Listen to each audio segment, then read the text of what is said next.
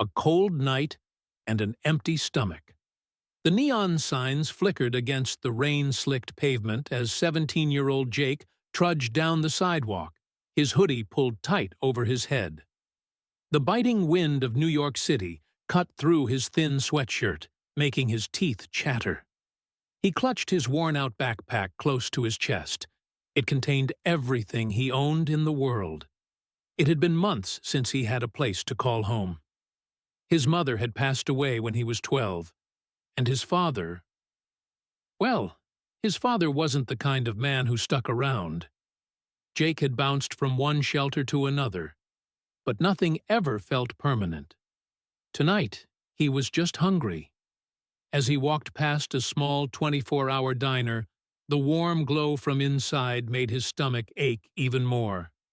The smell of fresh coffee and sizzling bacon was almost too much to bear. He hesitated by the window, watching the customers inside laughing, enjoying their meals, oblivious to the cold world outside. With a deep breath, he pushed open the door. The last few dollars. The bell above the entrance jingled as Jake stepped in, his sneakers leaving wet prints on the checkered floor. The diner was nearly empty except for a few late-night customers and a waitress wiping down the counter. Jake took a seat at a booth near the back, trying to make himself as small as possible. He reached into his pocket and pulled out the last of his crumpled bills, $3.75.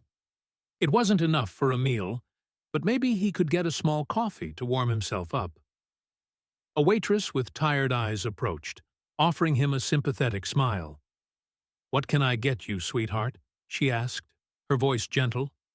Jake swallowed the lump in his throat. "Just a coffee. Please." She hesitated for a moment, looking at his thin frame and hollow cheeks. Then she nodded. "Coming right up." As he stared out the window, lost in his thoughts, he didn't notice the door swing open again. The bell jingled once more, and a massive figure stepped inside, shaking the rain from his jacket. Dwayne Johnson.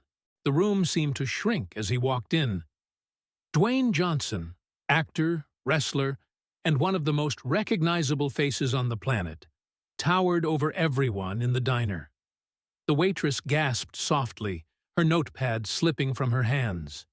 A couple of customers whispered excitedly, but Dwayne barely paid attention. He scanned the diner as if looking for something. Then his gaze landed on Jake.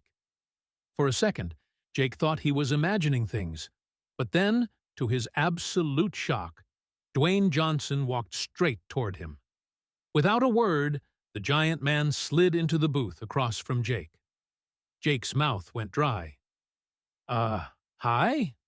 Dwayne grinned, resting his massive arms on the table. "Hey, kid, mind if I sit here?" Jake could barely breathe.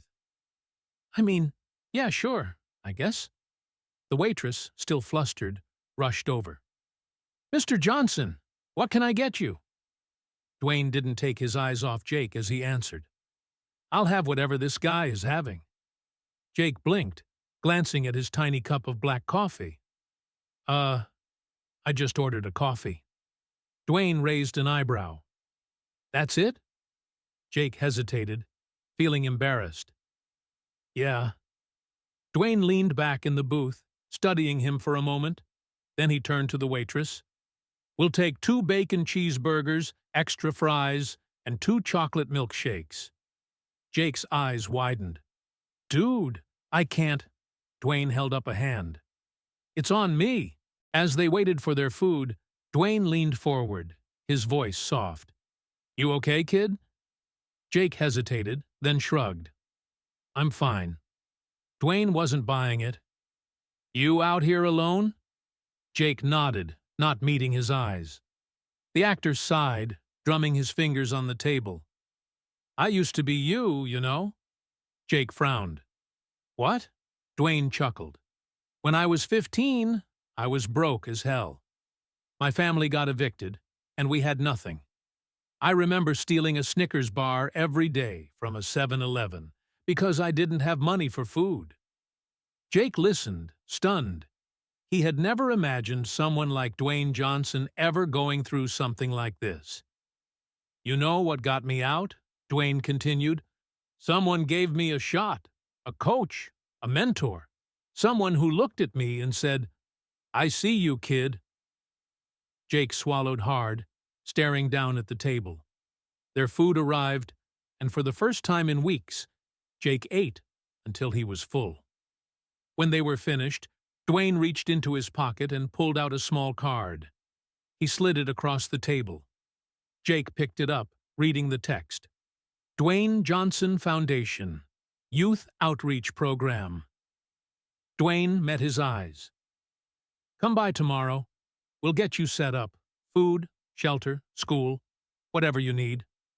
Jake's hands trembled as he held the card. "Why are you doing this?" Dwayne smiled. "Because someone once did it for me." Jake showed up the next day. It wasn't easy. Trusting people never was.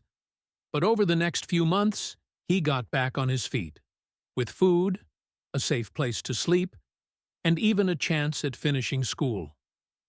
1 year later, Jake sat across from Dwayne Johnson again, this time at a youth center, surrounded by other kids who had been where he once was. "All right, kid," Dwayne said, grinning. "Now, it's your turn to help someone else." Jake smiled, gripping the volunteer badge around his neck. But he wasn't just a volunteer. With Dwayne's support, he had found something he never thought he'd have: a future. He had earned his GED, enrolled in a local community college, and even started working part-time at the same youth center that had once saved him. One evening, after finishing a tutoring session with a group of kids, Jake stepped outside, stretching as the cool night air hit his face. He saw Dwayne leaning against a car, watching him with a knowing smile. "Feels different, doesn't it?" Dwayne asked. Jake nodded. "Yeah, it does." Dwayne clapped a hand on his shoulder. "That's the thing about second chances. They don't just change your life. They let you change someone else's, too." Jake looked back at the center, where a group of kids laughed and talked, waiting for their rides home. For the first time in a long time, Jake didn't just feel like a survivor. He felt like someone who belonged, someone who mattered. And as he walked back inside to help another lost kid find their way, he realized something. This wasn't the end of his story. It was just the beginning.